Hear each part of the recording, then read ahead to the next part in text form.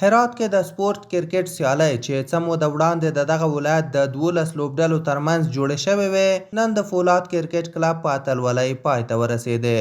د دغه سیالیو پایلوبې ته د فولاد کرکټ کلب او هلال کرکټ کلب لار موندلې وه، چې په لومړۍ پاڼۍ کې فولاد کرکټ لوبډلې په 10 اورونو کې 211 منډې هدف ورکړ، چې هلال کرکټ لوبډله د یاد هدف په پوره کولو کې پاتې راغله او د یادو سیالیو د اتلولۍ څخه پاتې شوه. دا ټورنمنټ د 12 غوره لوبډلو ترمنځ پیل شوی و، چې تقریبا یوه نیم میاشت وخت یې ونیوه. نن یې پایلوبه وه، چې پایلوبې ته یې دوه تکړه لوبډلې لکه فولاد کرکټ کلب او هلال کرکټ کلب لار موندلې وه، چې د دې ټورنمنټ پایلوبه فولاد کرکټ کلب وګټل او خپل په نامه یې ثبت کړ.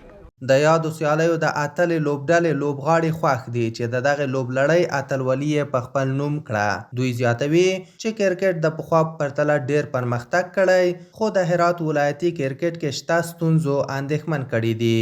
خوشحاله یو، نن ورځ مو فاینل میچ و د هلال کرکټ کلب خلاف، چې موږ میچ وګټل او فاینل مو وګټل. ډېر خوشحاله یو، الحمدلله.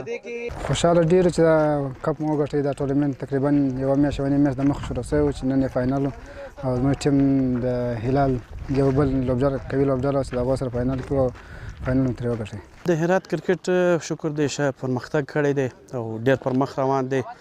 ستونزه چې لرو یوازینۍ د میدانو ستونزه ده، چې میدانونه ډېر خراب دي، ګرده تیږې دي، ډبرې دي. بل لوري ته لوبغاړي په هرات ولایت کې د کرکټ لپاره د معیاري لوبغالي د جوړېدو غوښتنه کوي. دوی وایي له مودو راهیسې د هرات کرکټ ته پاملرنه نه ده شوې. موږ ته په ټول هرات کې د اکاډمي مځکه نه راکول کېږي. د جمهوریت څخه بیا د اوسه پورې موږ ته هېڅ شی نه راکول شوي.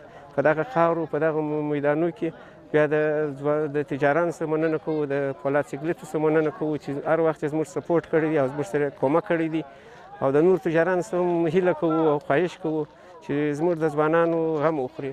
د هرات کرکټ بورډ مسؤلین یاد ستونزه مني، خو زیاتوي چې د کرکټ بورډ د مشرتابه سره یې خبرې روانې دي چې د هرات لپاره یو معیاري لوبغالی جوړ کړي.